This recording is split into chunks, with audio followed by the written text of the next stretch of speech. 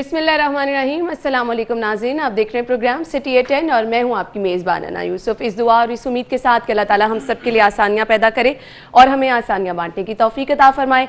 आज के प्रोग्राम का आगाज़ कर लेते हैं और आज के प्रोग्राम में कोशिश करेंगे कि शहर की तमाम अहम खबरें आप तक पहुँचाएँ। स्कूल कॉलेज़ की रौनक बहाल है, SOPs पर किस हद तक अमल दरामद हो रहा है, साथ ही साथ लोगों के छोटे छोटे मसाइल जो लोग तवक्को करते हैं कि हम डिस्कस भी करेंगे और जो जिम्मेदारान हैं उन तक आपकी आवाज़ भी पहुंचाएंगे। तो इंशाल्लाह ये सिलसिला इसी तरह से जारी रहेगा। एक रिक्वेस्ट आपसे प्रोग्राम के स्टार्ट में मैं ये करना चाहूँगी कि शहर में पोलियो मुहिम जारी है, तो प्लीज़ ताउन कीजिए।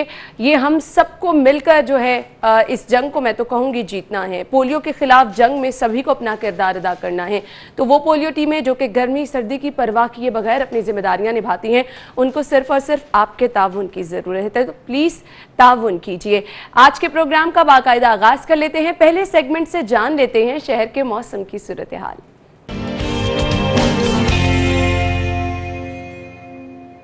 जुनेद ने हमें ज्वाइन किया है। जुनेद बताइए, मौसम तो हम देख रहे हैं कि बदलने पे नहीं आ रहा, गर्मी बढ़ती जा रही है और अब मेरा दिल कर रहा है कि एक्चुअली हाथ में कॉफ़ी का कप जब मैंने पकड़ा होता है तो मौसम भी सुहाना हो जाए। तो ये मौसम सुहाना होने के इम्कानात हैं या नहीं? जी, लाहौर शहर के मौसम की अगर बात की जाए तो महकमा मौसमियात के मुताबिक आइंदा 24 घंटों के दौरान शहर का मौसम जो है वो गर्म और खुश्क रहने का इम्कान है और मौसम खुश्क रहने की वजह से जो है वो गर्मी और हब्स की शिद्दत जो है वो बढ़ेगी और मामूली दर्जा हरारत में भी जो है इजाफा होने का इम्कान जो है वो जाहिर किया गया है। और महकमा मौसमियात के मुताबिक आज ज़्यादा से ज़्यादा दर्जा हरारत जो है वो 38 डिग्री सेंटीग्रेड तक जाने का इम्कान है, जबकि सुबह के वक्त कम से कम दर्जा हरारत जो है वो 26 डिग्री सेंटीग्रेड रिकॉर्ड किया गया है। और इसी तरह अगर हवाओं की बात की जाए तो आज हवाएं जो हैं वो 10 से 15 किलोमीटर फ़ी घंटा की रफ्तार से जो है चलती रहेंगी, लेकिन हवा में नमी का तनासब ज़्यादा होने की वजह से जो है हब्स की शिद्दत जो है वो बरकरार रहने का इम्कान है। और महकमा मौसमियात के मुताबिक आज सुबह के वक्त हवा में नमी का तनासब जो है वो 61% रिकॉर्ड किया गया है, जबकि शाम के वक्त हवा में नमी का तनासब जो है वो 49% तक जाने का इम्कान है। और महकमा मौसमियात ने आइंदा 2 से 3 रोज़ तक जो है वो मौसम इसी तरह गर्म और खुश्क रहने का इम्कान जो है जाहिर किया है। ठीक है जी, thank you so much Junaid. यानी हम कॉफ़ी एंजॉय ना करें क्योंकि गर्मी ऐसे ही बढ़ती चली जानी है, तो इसके लिए सर्दियों का इंतजार करना पड़ेगा। बहुत बहुत शुक्रिया आपका जुनेद। शहर की सूरत हाल जान लेते हैं, टॉप स्टोरी शामिल करते हैं। पहली खबर हमारे पास है, इमरान खान वक्त बदलते देर नहीं लगती। शहबाज शरीफ जेल गया तो साथी मिशन आगे बढ़ाएंगे, शहबाज शरीफ का ये कहना है।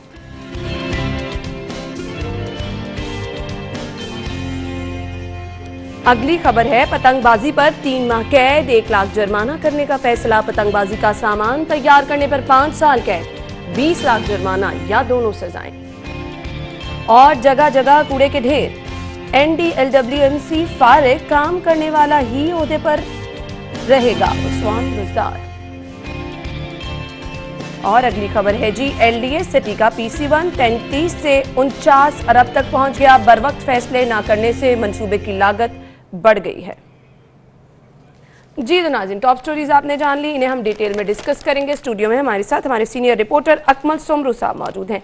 अस्सलाम वालेकुम सुमरू साहब। वालेकुम अस्सलाम। क्या हाल चाल है आपके? जी अल्हम्दुलिल्लाह, आप खैरियत से? अल्लाह का शुक्र है। कुछ अगर हम सियासी सूरत हाल की बात करें तो वो हमें कुछ खासी गहमा गहमी, मैं तो ये कहूँगी मौसम में अगर शिद्दत है तो यहाँ भी हमें हालात शिद्दत में नजर आ रहे हैं। पहली खबर की तरफ चलते हैं। पहली खबर ये है कि साबिक वजीर आला शहबाज शरीफ ये कह रहे हैं कि इमरान खान वक्त बदलते देर नहीं लगती, और वाकई सही कह रहे हैं। वक्त तो किसी का नहीं बनता, वक्त तो आता जाता रहता है और बदलता रहता है, तो सही कह रहे हैं। देखें, गुज़िश्ता 3 दहाइयों से तो इनका भी वक्त था। वो ज़ाहिरी बात है, जब इनका वक्त नहीं रहा तो वो इस बात को कहने में हक के बजानिब हैं कि वक्त बदलते देर नहीं लगती, लेकिन यहाँ वक्त बड़ी देर से बदला है। पहली बात तो ये। दूसरी बात यह है कि जिस हिद्दत की आप पारा कह रही हैं आप चल रहा है, तो वो तो इतवार के रोज़ से ही शुरू हो गया था कि जब पाकिस्तान डेमोक्रेटिक मूवमेंट का ऐलान किया गया और उसके बाद मुख्तलिफ सियासी पार्टीज़ लेवल का रिएक्शन होना चाहिए था वो नज़र नहीं आ रहा। नहीं, वो इसलिए नज़र नहीं आया ना कि 2 दिन बाद ये बात सामने आ गई ना कि जिनके खिलाफ आप बात कर रहे हैं उन्हीं से आप खुफिया मुलाकातें करते रहे। बिल्कुल तो सही वो कहा सारा पारा जो आपने एक पूरा मोमेंटम बनाया पूरा मोमेंटम बनाया, और बड़ा सारा दिन जो है वो शोज होते रहे, ब्रेकिंग नहीं, इलामिया पूरा लाइव दिखाया गया, उसके बाद पूरी स्पीच लाइव दिखाई गई, नवाज शरीफ की तकरीर पूरी लाइव दिखाई गई। तो वो लगा कि बस सोमवार से तो है ना पाकिस्तान की सियासत में एक बहुत बड़ा हलचल मचने वाला है और अब तहरीक इंसाफ की हुकूमत नहीं रहेगी। लेकिन वो 2 दिन भी नहीं गुजरे और वो सब कुछ झाग की तरह बैठ गया, और उसकी वजह से अब हम ये कह सकते हैं कि अभी सियासी पारा नहीं चढ़ने वाला। उसकी वजह ये है कि पॉलिटिकल पार्टीज ने संडे के रोज पब्लिक को जो कुछ दिखाया, अवाम को जो कुछ दिखाया, अपोजिशन जमातों ने, कि हम पब्लिक के दर्द को महसूस करते हैं, हम इस दर्द के बढ़ने की वजूहात बता रहे हैं। की जितने रहनुमाओं ने बात की, सबने दर्द बढ़ने की वजूहात भी हम आपको बता रहे हैं, और हम इन वजूहात को अब खत्म भी करेंगे। बिल्कुल ठीक है। और बाद में 2 दिन पता चला कि यहाँ तो सब कुछ ही तब्दील है, पसे पर्दा तो बहुत कुछ हो रहा है, और जब वो सामने आया तो इनका वो खत्म हो गया। अब जो कल प्रेस कॉन्फ्रेंस की है शहबाज शरीफ ने, उसमें 2-3 मोटी बातें हैं। पहली बात तो ये है, क्योंकि नैब की तरफ से जो रेफरेंस तैयार किया गया है 58 वॉल्यूम्स का रेफरेंस है, और उसकी 5 लाख सिर्फ उसके सफ़ात हैं कि 5 लाख सफ़ात जो हैं वो उनको फराम कर दिए गए हैं। अब वो वकील बैठ के पढ़ेंगे और उसको देखेंगे 5 लाख सफ़ात। वकीलों को अच्छा टाइम चाहिए। नहीं, उनको भी थोड़ी मसरूफियत मिल जाएगी ना, और वो बड़ा केस है, बड़े लीडर का केस है, तो सही कह रहे हैं। अच्छा, अब शहबाज शरीफ ने जो कल बात की, नंबर 1 वही उनकी पुराना बयान है कि ढेले की भी करप्शन साबित हो गई तो मेरा गिरबान पकड़ लेना। अब थोड़ा उन्होंने बयान बदल दिया कि मैं मर भी जाऊं और करप्शन साबित हो जाए तो कब्र से निकाल के जो है ना मुझे लटका देना। अच्छा, वो एक बयान ये। दूसरा ये था, इस पूरी प्रेस कॉन्फ्रेंस के अंदर जो पब्लिक से रेलिवेंट बयान था, पब्लिक से जिसकी डायरेक्ट पब्लिक के साथ ताल्लुक है, वो 2 चीज़ें थी। नंबर 1 कि ऑरेंज ट्रेन जो है वो तहरीक इंसाफ की नाअहली की वजह से नहीं चल पा रही है, नंबर 1। नंबर 2, जो चीनी और आटे का जो माफिया है उसके खिलाफ कार्रवाई नहीं की गई। बिल्कुल सही। ये 2 पब्लिक से डायरेक्ट रेलिवेंट है। बाकी जो है ना वो जाहिर बात है, उनकी अपनी एक कहानी है, अपनी दास्तान है, वो चल रही है, गुज़िश्ता 2 बरस से चल रही है। तो अब इन 2 बातों को अगर लेकर वो चलते कि और ये डिमांड करते बार बार और इस पर जोर देते कि माफिया को क्यों नहीं पकड़ा जा रहा, माफिया को ना पकड़ने में कौन कौन से लोग शामिल हैं, माफिया को ना पकड़ने की वजह से पब्लिक, यानी इसको आप थोड़ा इसको जरा बढ़ा देते ना, और कौन इसका बेनिफिशियरी है, कौन कौन है जो बेनिफिशियरी हैं, वो कैसे मुल्क छोड़कर चले गए, तब आप इसका इम्पैक्ट और होता। इसी तरह ऑरेंज ट्रेन ना चलने की वजह से कौमी वसाइल का क्या ज़िया हो रहा है, कौमी खजाने को कितना नुकसान पहुंच रहा है, और उसके बाद पब्लिक, लाहौर की पब्लिक कितनी सफ़र कर रही है, लाहौर की पब्लिक ट्रांसपोर्ट की क्या सूरत हाल है। तो आप जब डायरेक्ट पब्लिक से रेलिवेंट इश्यूज को हाईलाइट करते हैं ना, तो पब्लिक उसका रिएक्शन ये शो करती है कि आपके प्रेस कॉन्फ्रेंस या आपके बयानात के बाद वो अपनी निजी महफिलों में बैठकर आपकी बातों को ज़ेर बहस लाया जाता है, और चाहे वो दफातर हो, चाहे वो कारोबारी मराकिज हो, तिजारती मराकिज हो, वहां पर बहस होती है। जब आप पब्लिक इश्यूज को हाईलाइट नहीं करेंगे और आप उन इश्यूज को हाईलाइट करते हैं जो आपके गिर्द घूमते हैं, तो फिर पब्लिक का रिएक्शन डिफरेंट होता है। बिल्कुल बिल्कुल। ये देखिए कि जब इन्होंने अब ये अपनी जो पूरा लाएअमल तैयार किया है 3 महीने का, और उसका आखिरी हद ये है कि हम एक तो लॉन्ग मार्च करेंगे जनवरी के अंदर और इस्लामाबाद जाके बैठेंगे, और दूसरा जो है हम एहतजाज का सिलसिला जो है हमारे पास ये ऑप्शन भी है कि हम असम्बलियों से इस्तीफे भी दे दें। ये एक एक्सट्रीम ऑप्शन है। अच्छा, आपने उस 3 महीने के दौरान जो एक पूरी एक मोमेंटम बनाना है, पब्लिक को इंगेज करना है, पब्लिक को अपने साथ लेके चलना है, तो उसके लिए बहुत ज़रूरी है कि पब्लिक इश्यूज को उठाएं। महंगाई के इशू को उठाने का मतलब सिर्फ ये नहीं है कि महंगाई हो गई, महंगाई हो गई, महंगाई हो गई।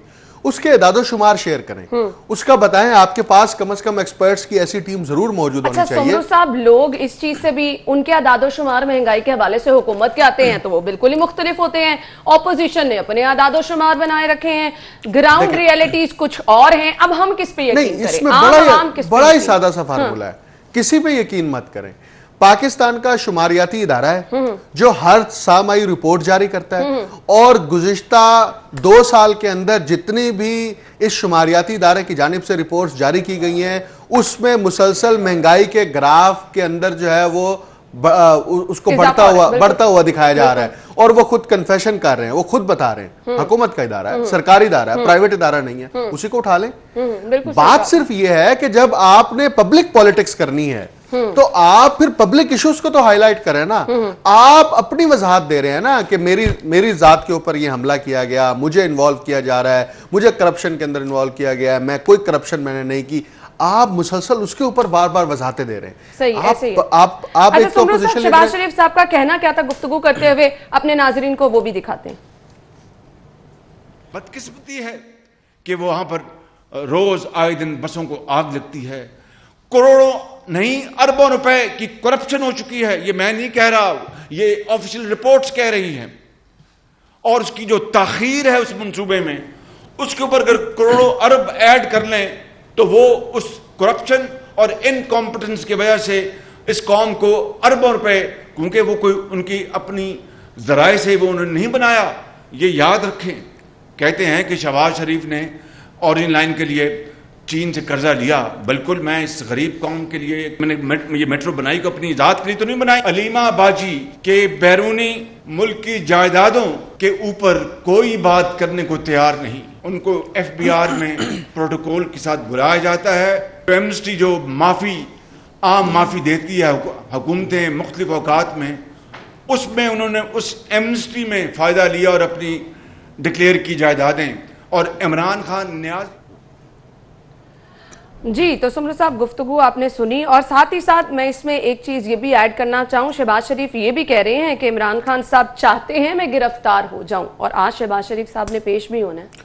देखें, ये वो एक ग्राउंड बना रहे हैं कि अगर गिरफ्तारी होती है तो वो कहेंगे हमने तो पहले बता दिया था, और गिरफ्तारी बहुत हद तक मुमकिन है कि गिरफ्तारी हो सकती है। अब सिर्फ गवर्नमेंट जो है इस बात का तहलील तज्जिया कर रही है कि अगर ये गिरफ्तारी हुई तो उसके नताइज क्या होंगे। को आज बता रहा हूं, कुछ भी नहीं होना।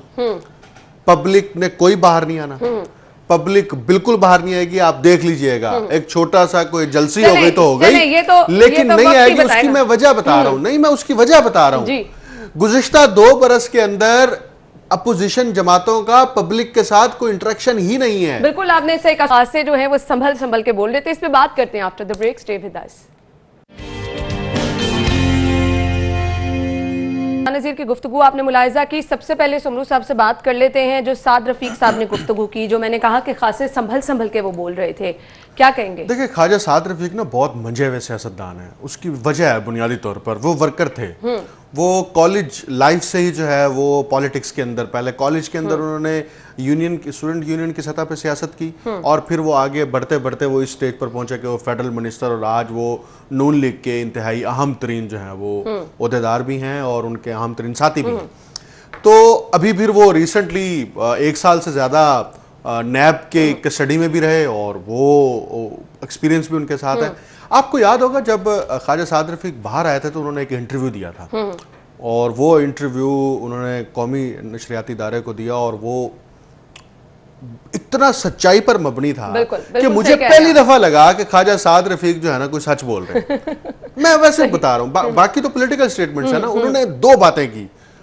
उन्होंने कहा कि हमारी पॉलिटिकल पार्टीज को अपने अंदर रिफॉर्म्स लाना होंगी, हमारी पॉलिटिकल पार्टीज को अपने रवैये दुरुस्त करने होंगे, और हमने जो गलतियां की हैं गुज़िश्ता 3-4 दहाइयों के अंदर, अगर हमने वो ठीक ना की तो इस मुल्क को और नुकसान होगा। पार्टी का वर्कर रिलेशनशिप और पार्टी के अंदर जमहूरी रवैये मौजूद नहीं है। ये वो बातें थी जो उनका गुज़िश्ता 30-35 बरस का जो उनका तजर्बा है सियासत का, अमली सियासत का, उसका उन्होंने पहली दफा इजहार किया। और अगर हम इस बात को मजीद इलेबोरेट करें, हमारी पॉलिटिकल पार्टीज के यहाँ जमहूरियत का तस्वुर है ही नहीं। बिल्कुल सही कहा वहां आपने। तो वन मैन जमहूरियत का आर्मी है, राग वन मैन सब शो अलापते है। हैं, लेकिन जमहूरियत देखिए कितनी है? जो चाहे नून लीग है, चाहे पीटीआई है, चाहे पीपल्स पार्टी है, जिस पार्टी का भी आप नाम लें, जो इनके एमएनएज और एमपीएज इलेक्टेड होते हैं, इनके तो इस हद तक गैर जमहूरी रवैये होते हैं, ये उनको नहीं मिलते। सही कह रहे हैं उनको मुलाकातों के लिए वक्त लेना पड़ता है, और वो अपनी निजी महफिलों में इस बात का इजहार करते हैं कि उसके अंदर कैटेगरीज हैं कि किस ग्रुप के लोगों को मिलना है, किस ग्रुप के लोगों को नहीं मिलना। यानी पॉलिटिकल पार्टीज के अंदर जब जमहूरियत नहीं होती ना, तो फिर उसका इजहार होता है मुख्तलिफ जगहों के बिल्कुल ऊपर। ऐसे ही। अब ये अदालत के बाहर ख्वाजा साद रफीक ने जो भी बयान दिया, अच्छा, उमर ने 2-3 क्वेश्चन किए हैं कि वफाकी वज़ीरा कह रहे हैं गिरफ्तारियां भी होंगी, तो उन्होंने नून शीन की बात भी की है, उन्होंने बड़े तहम्मुल से, नहीं, उन्होंने बड़ा सादा सा तहम्मुल जवाब से। दिया। उन्होंने कहा नहीं, ऐसा कुछ नहीं। नंबर 1, उन्होंने कहा गिरफ्तारी होगी। हो उन्होंने कहा कि नहीं, मुझे उम्मीद है इंसाफ होगा। तो मैं इस पुलिस रात से जो है ना, वो 2 दफा गुजरा हूँ, गुजर चुका हूँ, तो मुझे उसका अंदाजा है। तो उन्होंने नपी तुली बात क्यों की है कि ऐसे मौके पर अगर ख्वाजा साद रफीक वहां पर बैठ के कोई बार ऐसे बात बयान करते ऐसा हैं, दे देते, बिल्कुल। तो वो चाहे उस प्रोसेस के अंदर जो अदालती कार्रवाई है उसके अंदर मुदाखलत हो सकती थी, या कोई और जो है वो एक नया इशू बन सकता था। तो इसलिए वो बड़े मोहतात रहे, और उन्होंने बड़ा मैं तो ये कहूंगा समझदारी का मुजाहरा किया, और उन्होंने अदालत के बाहर खड़े हुए ऐसा बयान नहीं दिया। अच्छा, राना सनाउल्लाह साहब की गुफ्तगू भी आपने सुनी, जिन्होंने कहा है कि जी बदतरीन इंतकाम का निशाना बनाया जा रहा है, और ये हुकूमत जो है नैब की पॉलिसी पे चल रही है, इसकी अपनी कोई पॉलिसी नहीं है। कैसे देखते हैं उनके बयान? ये तो 1947 से चल रहा है। 1947 से लेके और आज 2020 तक जिसकी हुकूमत आई है, चाहे वो जमहूरी हुकूमत हो, चाहे वो आमरीत की हुकूमत हो, तो जो मुखालफिन होते हैं उनको इंतकामी निशाना बनाया जाता है, इंतकामी कार्रवाई की जाती है, उनके खिलाफ एक्शन लिए जाते हैं, उनके खिलाफ मुकदमात बनाए जाते हैं, हत्ता के प्राइम मिनिस्टर तक को आप फांसी पे भी लटका देते हैं। बिल्कुल। तो ये पाकिस्तान की जमहूरी और गैर जमहूरी सियासत की तारीख है। ये राना सनाउल्लाह साहब बहुत अच्छी तरह जानते हैं कि जब इनकी हुकूमत होती है ये कैसे निशाना बनाते हैं। पीटीआई को पहला मौका मिला है गुज़िश्ता 22 बरस की जो सियासत थी इमरान खान की। इमरान खान ने जिन 2 पार्टियों को अपना हदफ बना रखा था, अब उसको मौका मिल गया कि अब हम इनके खिलाफ कार्रवाई कर सकते हैं, और हम अगले इलेक्शन में, ये मैं आपको बड़ी दिलचस्प बात बताऊं, हम अगले इलेक्शन में उस कार्रवाई को कैश कराएंगे कि हमने ये काम किया है। अब पीटीआई हुकूमत कितनी बड़ी गलती कर रही है। एक तरफ हुकूमत वफाकी और सूबाई सतह पर अपने मुखालफिन को इंगेज किया हुआ है मुख्तलिफ केसेस के अंदर, और इनके पास इतना गोल्डन टाइम था ये 2 साल का कि इस एंगेजमेंट के दौरान वो पब्लिक को डिलीवर करने के लिए वो काम कर सकते थे, क्योंकि वो तो अपना एंगेज हैं, उनको तो होश ही नहीं है। बिल्कुल सही कह रहे हैं। उनको होश आने नहीं दिया जा रहा, और यही वजह है कि उनकी अपनी पब्लिक के साथ जो उनके वोटर्स हैं, उनके सपोर्टर्स हैं, उनके साथ भी इंटरेक्शन कम हो गया। तो पीटीआई को चाहिए था कि अगर उसने प्लानिंग की भी थी, किसी ने मशवरा दिया भी था कि आप इनको इंगेज रखें और अपनी हुकूमत चलाएं आराम से, तो जनाब फिर आप पब्लिक को डिलीवर तो करते। अब इनको होश आया है, 2 सालों में कोई प्रोजेक्ट जो है उसको हाथ में शक्ल नहीं दे सके। अब कहते हैं वक्त नहीं है, अब इनको वक्त मिलना भी नहीं। 2 साल तो आप प्रोजेक्ट को एग्जीक्यूट करेंगे, उसकी इंप्लीमेंटेशन की वक्त आएगी तो आप वो प्रोजेक्ट कंप्लीट नहीं कर पाएंगे, तो आप क्या बताएंगे पब्लिक को, क्या बताएंगे हमने क्या किया। बाकी सूरत हाल सारे सामने है, अनएम्प्लॉयमेंट हो और उसके साथ महंगाई हो, उसके साथ जो है जराइम के वाकयात हो, लेकिन सोमरू साहब अभी की सूरत हाल अब अगर देखें तो ये रिकॉर्ड बदतरीन सूरत हाल है। वो चाहे आप महंगाई की बात कर लें, वो चाहे बद इंतजामी की बात कर लें, वो चाहे लॉ एंड ऑर्डर की सूरत हाल की बात कर लें, सीरियसली बहुत बुरे हालात। यही कह रहा हूं मैं कि अगर अपोजिशन फेडरल सतह पर भी और प्रोविंशियल सतह पर भी पब्लिक इश्यूज को लेकर चलती ना, तो मैं कहता हूं इनके खिलाफ जितने मर्जी केसेस बन जाते। बिल्कुल सही कह रहे हैं। कम से कम को इतना टफ टाइम मिलता ना। बिल्कुल देखें, इनके पास 2 फोरम अभी भी मौजूद हैं, ये अभी भी कर सकते हैं, पार्लियामेंट के अंदर या प्रोविंशियल असेंबलीज के अंदर बैठ के वहां पर जो है धुआंधार तकारीर करें। नंबर 2, पब्लिक को एंगेज करके जलसे करें। जलसों पे कोई पाबंदी है? बिल्कुल नहीं पाबंदी। क्या फिर ये तासुर दुरुस्त साबित होता है कि जलसे सरकारी खर्चों पे किए जाते हैं, और अब क्योंकि हम सरकार में नहीं है तो हम जो है वो जलसे कैसे करें, यानी आप जेब से पैसे खर्च करने पड़ेंगे। तो क्या ये वजह है? अगर ये वजह है खुदा न खास्ता, तो ये आप अपनी पार्टी का भी नुकसान कर रहे हैं, अपनी सियासत का भी नुकसान कर रहे हैं। ऐसे ही है। इसी सियासी जमातों के अंदर रह के भी तो पैसे बनाए हैं ना। बिल्कुल सही बात। इसी हुकूमत के अंदर रह के भी तो बहुत से गरीब लोग बहुत ज्यादा अमीर हुए, ठीक है, अमारत के दर्जे पर पहुंचे हैं। तो आप जब तक पब्लिक ओरिएंटेड पॉलिटिक्स नहीं करेंगे, उस वक्त तक फिर यही और हाल ये होगा। मशवरा दोनों के लिए, हुकूमत के लिए भी, दोनों ऑपोजिशन के लिए मैं भी, वही कह रहा हूं बिल्कुल। ना, हुकूमत ने अपोजिशन को एंगेज तो कर दिया, और लेकिन एंगेज किस लिए किया भाई? आपसे पूछेगी अवाम, आपसे अवाम अब पूछ रही है कि आपने क्या किया हमारे लिए। आप लाहौर जैसे शहर के ऊपर, आगे हम खबर में डिस्कस करेंगे कि अब चीफ मिनिस्टर को इस बात का ख्याल आ रहा है कि अच्छा लाहौर शहर के अंदर मैं बैठा तो हूं, लाहौर के लिए किया क्या है, लाहौर के लिए किया गया। अब चीफ मिनिस्टर साहब कह रहे हैं ओहो लाहौर की सफाई का बुरा हाल हो गया है, लाहौर का ये मसला जो है वो बात ये है कि आपको 2 साल बाद होश आई है कि अच्छा जी ये तो हमने जो है जो वादे किए थे, जो मंशूर हमारा था, हम तो उस पर पूरा नहीं उतर रहे। मंशूर में सिर्फ एक बात नहीं थी कि हमने करप्शन के खिलाफ लड़ना है, वो भी क्या लड़े आप बताएं? कोई एक केस बता दें जो अपने मंतकी अंजाम तक पहुंचा हो, कोई एक रिकवरी बता दें, कोई एक बता दें जो आपने बैरून मुल्क से पैसे लाने थे, कोई एक केस बता दें ना। का सिलसिला यहीं से हम आगे बढ़ाएंगे। नाज़रीन, इस वक्त सीनियर तज्जियाकार सलीम बुखारी साहब ने हमें ज्वाइन किया है। Thank you so much sir, आपके वक्त का बहुत बहुत शुक्रिया। ऑपोजिशन लीडर शहबाज शरीफ के खिलाफ मनी लॉन्ड्रिंग का केस है और अबूरी दरख्वास्त जमानत पर समाअत भी शुरू हो चुकी है। अब डिफरेंट जो है वो चीजें सामने आ रही हैं, बहुत ज्यादा इम्कानात जो हैं वो शहबाज शरीफ साहब की गिरफ्तारी के भी हैं, और इसके साथ साथ जितने लीगी रहनुमा इस वक्त हाईकोर्ट के बाहर मौजूद हैं उनकी गुफ्तगू भी सुनी। कोई हुकूमत को तनकीद का निशाना बना रहा है, कोई ये कह रहा है कि ये सिर्फ और सिर्फ इंतकाम लिया जा रहा है, और ख्वाजा साद रफीक साहब का ये कहना था कि जी गिरफ्तारियां हो भी जाएं तो हम ये सब भुगत चुके हैं। कैसे देखते हैं आप इस पेशी को? अदालती कार्रवाई इस वक्त जारी है।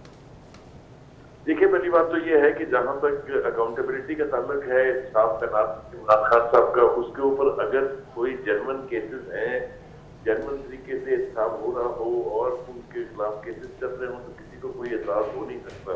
लेकिन पिछले 2 साल से हम देख रहे हैं कि जितनी भी अरेस्ट हुई है, जितने भी मुकदमात कायम हुए हैं, उनमें से निकला कुछ नहीं है। चाहे वो साद रफीक साहब और उनके भाई 1.5 साल जेल में रहे, उससे पहले अहद चीमा, उससे पहले फवाद हसन फवाद, तो कोई एक केस अपने मंतकी अंजाम को आज तक नहीं पहुंचा।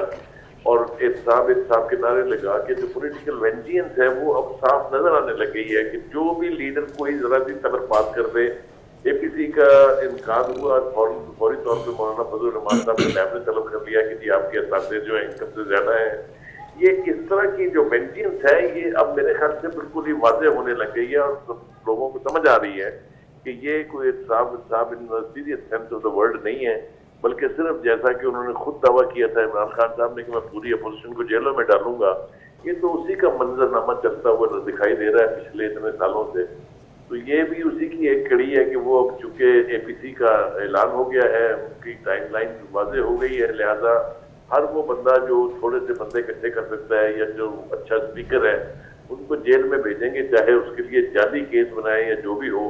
तो ये आज का जो केस है ये भी इसी सिलसिले की एक कड़ी लगता है। वो शहबाज शरीफ साहब काफी कुछ भुगत चुके हैं नैब का, लेकिन इसके बावजूद वो ये दावा भी करते हैं और ये दुरुस्त भी है कि उनके खिलाफ एक पैसे की करप्शन अभी तक साबित नहीं। बिल्कुल बिल्कुल ऐसा ही है। सलीम बुखारी साहब, ये जो नून और शीन की बाज़गश्त है, ऑपोजिशन के जितने रहनुमा हैं वो तो इसकी तरदीद कर रहे हैं, आप क्या कहेंगे इस मामले पर? मैं आपने सवाल नहीं सुना, दोबारा कहिएगा। ये जो नून और शीन की बाज़गश्त है ऑपोजिशन रहनुमाओं की जानिब से तो कहा जा रहा है कि इसमें कुछ सच्चाई नहीं है, आप क्या कहेंगे?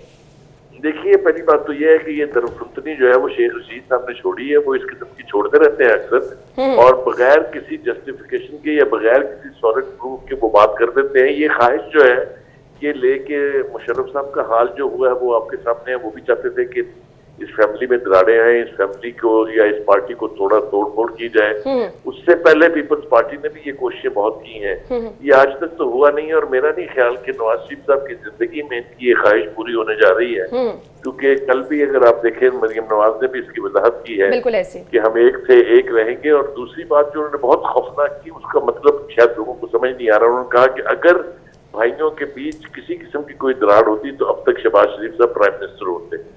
इसका मतलब ये है कि इस किस्म की पेशकशें माजी में भी की जाती रही हैं और अब भी ये ऑप्शन खुला था, लेकिन फैमिली इंटैक्ट है और पार्टी भी इंटैक्ट है, क्योंकि पार्टी का वोट बैंक भी नवाज शरीफ का है पार्टी भी उसकी है, क़यादत भी सारी लीडरशिप के लिए उसकी तरफ देखती है।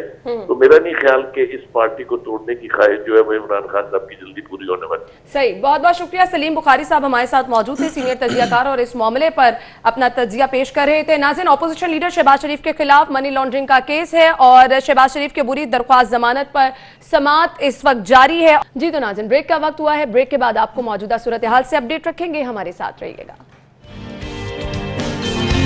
ब्रेक के बाद आपको एक बार फिर से खुशामदीद कहेंगे और ब्रेक से पहले आपको अपडेट किया कि इस वक्त समाअत जारी है। और अगर हम बात करें हाई कोर्ट के बाहर, जैसा कि ख्वाजा इमरान नज़ीर साहब ने ये कहा कि उन्हें अहाता अदालत में जाने की इजाज़त नहीं दी जा रही। लीगी रहनुमाओं की एक बड़ी तादाद मौजूद है, जिनमें शाइस्ता परवेज़ मलिक साहिबा वहाँ पर हैं और इसके साथ साथ ख्वाजा साद रफ़ीक, राना सनाउल्लाह और दीगर भी रहनुमा मौजूद हैं, जिनमें अली परवेज़ मलिक भी हैं। अब सूरत हाल ये है कि रहनुमाओं को आगे जाने की परमिशन नहीं दी जा रही। जो धक्कम पेल की सूरत हाल देखने में आई है, लड़ाई झगड़े के वाकयात देखने में आ रहे हैं, कारकुन भी मौजूद हैं, उनको जाने की भी परमिशन नहीं दी जा रही है। सुमरू साहब, क्या कहेंगे इस सूरत हाल पर आप?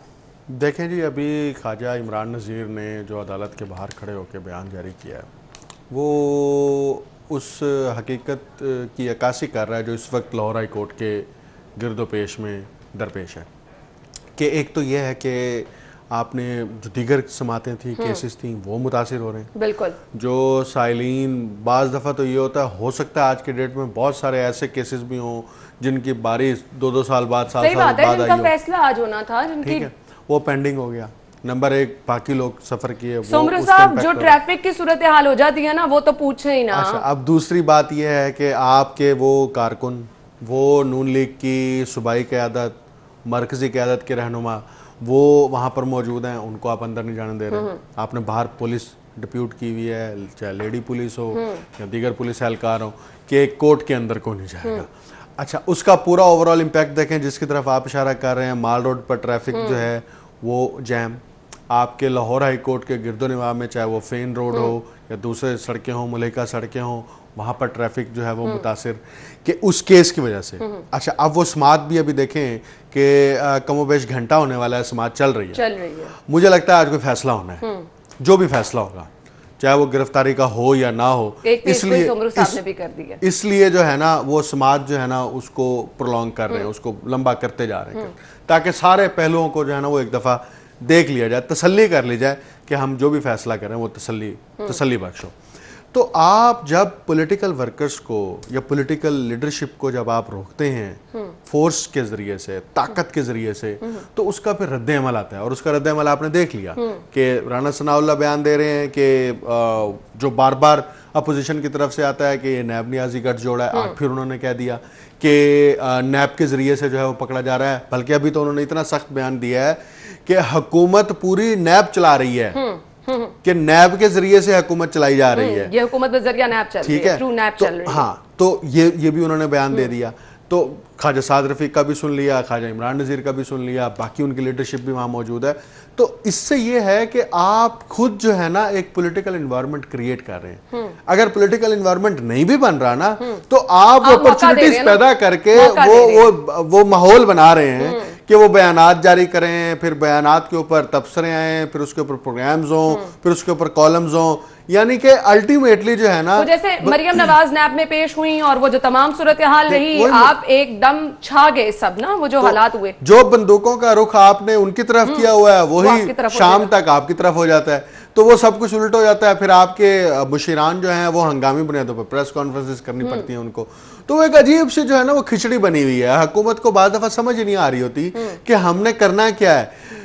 हुकूमत के अंदर जो इलेक्टेड लोग हैं, जब आप उनकी राय को वेटेज नहीं देंगे, उनकी राय को इम्पोर्टेंस नहीं देंगे और उन एडवाइजर्स और मुशीरों की राय को इम्पोर्टेंस देंगे जो नॉन इलेक्टेड लोग हैं, जिनका शायद इस मुल्क के साथ भी कोई ताल्लुक वास्ता नहीं है, आप उनकी राय को इम्पोर्टेंस देंगे तो आप खुद जो है वो गैर जमहूरी रवैयों का इजहार कर रहे हैं और मुसलसल कर रहे हैं। ये इल्जामात पार्लियामेंट के फ्लोर पर भी हुए हैं, प्रोविंशियल असेंबलीज में भी होते हैं, सेनेट के अंदर भी होते हैं कि आप नॉन इलेक्टेड लोगों के जरिए से जो है वो सारा, बल्कि हत्ता के पार्लियामेंट के अंदर जो अभी गुज़िश्ता हफ्ते जो कवानीन जो बिल पास हुए हैं, तो उस पर अपोजिशन की तरफ से यहाँ तक इतराज किया गया कि जो हुकूमती मुशीर हैं वो बिल पेश कर रहे हैं। बिल्कुल ऐसे ही है। ठीक है, अगर उनको कहीं हद तक गुंजाइश है भी सही, तो क्या आपकी पूरी वो जो इलेक्टेड लोग हैं उनमें से किसी की अहलियत नहीं है कि वो बिल पढ़ सके? बिल्कुल पढ़ना ही है ना, बिल पेश करना है ना, मतलब क्या करना है? बिल्कुल। आप देखें कि क्या तासुर दे रहे हैं कि हम जमहूरियत पे यकीन नहीं रखते। तो पब्लिक भी इतनी समझ बूझ रखती है, और अपोजिशन तो वैसे ही आपके ऊपर मुसलसल चढ़ाई कर रही है कि आप उनको इंतकाम खेल रहे हैं। अच्छा सुमरू साहब, मुझे ये बताइएगा, जैसे कि अभी हम जो हालात देख रहे हैं और फिर राना सनाउल्लाह का बयान जैसे सामने आया, वो बार बार कह रहे हैं कि इंतकाम का निशाना बनाया जा रहा है एपीसी के बाद, क्या हुकूमत वाकई ही इस टाइम समझ रही है कि ऑपोजिशन उन्हें टफ टाइम दे सकती है, खौफजदा है जो ये इकदाम उठाया जा रहा है? बिल्कुल समझ रही है। मैं उसकी एक वजह बताता हूँ। देखें, उन्होंने अपनी पूरी प्रपोज स्ट्रेटेजी बता दी है गवर्नमेंट को। बिल्कुल। जब गवर्नमेंट को पूरी प्रपोज स्ट्रेटेजी बता दी है, तो अब हुकूमत और हुकूमती मुशीरान और जितनी भी मशीनरी है वो ये प्लान कर रही है कि हम इस स्ट्रेटेजी को कैसे तोड़ सकते हैं। और तोड़ना क्या है कि इनको अपनी डालने की कोशिश की। तोड़ना क्या है? तोड़ना ये है कि इनको अपनी अपनी डाल दो, ठीक है, ये अपनी में पड़ जाएं और इनकी स्ट्रेटेजी के अंदर दरारें डाल दो कि वो फोर्स बन ही ना पाए। यानी कि अब मोमेंटम बनेगा 15-20 दिन के अंदर, मोमेंटम बनना है ना, कोई जलसे होंगे, कोई प्रोटेस्ट शुरू होंगे, लेकिन वो मोमेंटम पहले ही तोड़ दो। अगर आप 2 लीडर्स को पकड़कर अंदर कर देते हैं तो वो मोमेंटम खत्म हो गया। बिल्कुल। लेकिन अब ऐसी सारी सूरत हाल के अंदर नवाज शरीफ पाकिस्तान वापस आ जाते हैं ना, तो एक नई पॉलिटिक्स के अंदर आप समझें कि हरारत पैदा होगी, और उस हरारत का इंपैक्ट ये होगा कि चाहे नवाज शरीफ को अंदर कर दें, ये चाहे अंदर कर दें, लेकिन उसका इंपैक्ट ग्रैंड जाएगा, बहुत ज्यादा होगा। उसकी वजह है, देखिए यहां पर जो वोटर्स हैं ना, उनका भी एक माइंडसेट है, वो भी एफिलिएटेड हैं इंडिविजुअल्स के साथ। वो बाज दफा अपेरेंटली तो पार्टी होती है ना, मरियम नवाज की और नवाज शरीफ की आती है, तो आप देखें कि यहां पर कोई भी सिचुएशन क्रिएट हो सकती है। हुकूमत इस वक्त सिर्फ ये फोकस कर रही है, एक तो वो अपना काम नहीं कर रही, दूसरा वो ये फोकस कर रही है कि इनको इंगेज करें और इनको अपनी। वैसे ये हुकूमत का ही काम है, ऑपोजिशन को एंगेज करना इस वक्त सबसे बड़ा काम उनका यही है। वो उनका जो बड़ा प्रोजेक्ट है ना, बड़ा प्रोजेक्ट हुकूमत का, वो यही है कि आपने अपोजिशन को कैसे एंगेज रखना और उनके ऊपर केसेस बनाने। आप देखिए, केसेस चाहे दुरुस्त हो, करप्शन बेशक हुई हो, एविडेंस आपके पास हो, आपने अब कल शहजाद अकबर ने जो प्रेस कॉन्फ्रेंस की उसके अंदर नाम बता दिए, जी फलां शख्स है, फलां शख्स है, फलां शख्स है, वो ये करता था, वो सरकारी मुलाजिम था, उसके बैंक में इतने अरब आए, उसके अकाउंट में इतने अरब आए। आप जो मर्जी बता दें, वो चाहे 110% फैक्ट्स हो, जो ठप्पा लग गया ना कि आप इंतकाम का निशान बना रहे हैं, वो लग गया। और वही आज भी डिस्कशन हो रही है। सुमरू साहब, हम गुफ्तगू का सिलसिला आगे बढ़ाएंगे। नाज़रीन, शहबाज शरीफ की बुरी दरख्वास्त जमानत पर समाअत इस वक्त जारी है, इस पर हम मजीद भी बात करेंगे और फिर आपको अपडेट भी रखेंगे इस तमाम तर मामले के हवाले से। अभी आप हेडलाइंस जानिए, हेडलाइन के बाद आपको ज्वाइन करते हैं। कहेंगे और मौजूदा सूरत हाल पे हम बात कर रहे हैं। एक जानिब इस वक्त अदालत में कार्रवाई का सिलसिला जारी है, तो दूसरी जानिब जहां पर बार बार बात की जा रही है ऑपोजिशन की जानिब से हुकूमत को जो तनकीद का निशाना बनाया जा रहा है, तो कुछ हुकूमती कारकर्दगी हम डिस्कस कर रहे हैं, उसको आगे लेके चलेंगे। आज की खबर भी हमारे पास है जी, सीएम साहब ये कह रहे हैं कि जो काम नहीं करेगा उसको फारिग कर दिया जाएगा। शहर की सूरत हाल पर सफाई को लेकर सीएम साहब ने इससे कबल भी 2-3 दफा नोटिस लिया, उस पर इजहार बरहमी किया, लेकिन शहर में इस वक्त सिचुएशन ये है कि जगह जगह कूड़े के ढेर हैं। अब जब इजहार बरहमी कर लिया, अब जब आपने नोटिस ले लिया, वो काम ना आया, तो सीएम साहब ने अब वाज़े तौर पे कह दिया है जो काम नहीं करेगा वो ओहदे पे नहीं रहेगा। जी सुमरू साहब, देखें कितनी हैरानकुन बात है, महकमा पुलिस और लाहौर वेस्ट मैनेजमेंट कंपनी दोनों के साथ इक्वली ट्रीट किया जा रहा है। उसका भी सरबराह तब्दील कर दिया जाता है, इसका भी सरबराह तब्दील कर दिया जाता है, और दोनों के सरबराहान बार बार मेरे ख्याल से तब्दीली का नारा लेके आए थे ना, इन्होंने कहा हर जगह ही हमने तब्दीली। तो आप देखिए दोनों इदारों को वो इक्वली ट्रीट कर रहे हैं, ये बड़ा अच्छा रवैया है कि हमारे लिए ये दोनों बराबर हैं। ठीक है, हम उसका अगर आईजी नहीं रहने देंगे तो इसका एमडी भी नहीं रहने देंगे। कल का ये बहुत बड़ा इजलास था, इस इजलास ये 3 घंटे तक इजलास जारी रहा, जिसमें बिलखसूस लाहौर को ज़ेर बहस लाया गया। लाहौर के अंदर अमन और अमान की सूरत हाल है, जराइम की शरह में इजाफा है, लाहौर के अंदर गंदगी में इजाफा है, लाहौर शहर सफाई के एतबार से शहबाज शरीफ को कोई और क्रेडिट दें या ना दें, ये क्रेडिट जरूर बिल्कुल, जाता है बिल्कुल। कि लाहौर शहर में गंदगी का कोई तस्वुर नहीं था। अगर पेरिफेरी में गंदगी होती भी थी या रही भी है तो उसको भी बहरहाल किसी ना किसी तरह से उसको ख़त्म कर दिया जाता था। बिल्कुल। अब तो शहर के जो अहम तरीन शाहराहें हैं वहाँ पर हमें गंदगी के ढेर नज़र आते हैं। सही। तो आप उसका तज्जिया करें ना कि क्यों वो गंदगी के ढेर हैं। LWMC के अंदर वही वर्कर काम कर रहे हैं, वही मशीनरी है, वही इक्विपमेंट है, तो क्या आपको एक बंदा ऐसा नहीं मिल रहा कि जो उस इदारे को सही तरह चला सके? अगर बंदा ऐसा नहीं मिल रहा या आप बंदा राइट पर्सन को राइट अपॉइंटमेंट्स नहीं दे रहे तो इसका मतलब ये आपकी इनकॉम्पिटेंसी है। बिल्कुल। मैं अभी आपसे ऑफ ब्रेक के दौरान आपसे मैं बात कर रहा था कि अच्छा डॉक्टर वो है कि जिसके पास अगर किसी के कान में दर्द है और वो कान का इलाज कराने के लिए जाए तो वो उसका इलाज करे, बजाय इसके कि वो उसका कान ही काट दे। वो कहे जनाब ये लो अब तुम्हें दर्द नहीं होगा। तो ये जो है ना, ये खुद को बचाने वाले हरबे और तरीके होते हैं, इसका कोई इंपैक्ट नहीं होता। आप आइडेंटिफाई करें कि LWMC के अंदर मसला इस वक्त क्या है। क्या फंड्स का मसला है, क्या तनख्वाहों का मसला है, क्या मशीनरी को चलाने के लिए पेट्रोल का मसला है, आपको क्या मसाइल? आपको मसाइल का ही नहीं पता तो आप किस तरह से अपडेट कर दें। इंतहाई अहम मामला है इस वक्त, केस की समाअत जो है वो जारी है। ऑपोजिशन लीडर शहबाज शरीफ के खिलाफ मनी लॉन्ड्रिंग का केस है और इस वक्त शहबाज शरीफ की बुरी दरख्वास्त जमानत पर समाअत का सिलसिला जारी है। 2 जून को शहबाज शरीफ को तलब किया गया। अमजद परवेज एडवोकेट की जानिब से ऐसा कहा गया है, दलाइल दिए जा रहे हैं जिसमें अमजद परवेज एडवोकेट मजीद कहते हैं चेयरमैन नैब ने 28 मई को वारंट जारी कर रखे थे। शहबाज शरीफ को 6 जून को तलब करने का मकसद था वजाहत ली जाए, मौक़िफ़ ही अपनाया गया है। अमजद परवेज कहते हैं तयशुदा मंसूबे के तहत तलबी के नोटिस जारी किए, नोटिस से पहले ही वारंट गिरफ्तारी हासिल किए थे। नोटिस की तारीख से 5 रोज कबल वारंट बदनीयती है। जस्टिस सरदार अहमद नईम का मोबाइल फोन के इस्तेमाल पर इजहार नाराजगी, अदालत ने सहाफ़ी को मोबाइल इस्तेमाल करते देखकर इजहार नाराजगी किया। अमजद परवेज ने बरतानी अदालत की जजमेंट भी पेश कर दी। वकील की जानिब से अमेरिकन कोर्ट की भी जजमेंट पेश। अदालत ने शहबाज शरीफ को रोस्टम में कुर्सी पर बैठने की इजाजत दे दी है। जी तो नाज़रीन, इस हवाले से आपको मजीद भी अपडेट रखेंगे और अभी हम डिस्कस कर रहे हैं शहर की सूरत हाल के हवाले से। उमर साहब, आप कह रहे थे कि मसाइल हमने देखने हैं, पहले क्या है? अच्छा, अब जब आपको LWMC के अंदर जो स्ट्रक्चरल इश्यूज हैं उसको आप आइडेंटिफाई नहीं करेंगे, उनकी चाहे लॉजिस्टिक सपोर्ट है उसको आइडेंटिफाई नहीं करेंगे, तो आप MD बदल के क्या ये तासुर देना चाह रहे हैं कि हम बहुत काम कर रहे हैं, बहुत कार्रवाई कर रहे हैं, कैबिनेट बहुत कार्रवाई कर रही है, मुशीरान बहुत काम कर रहे हैं?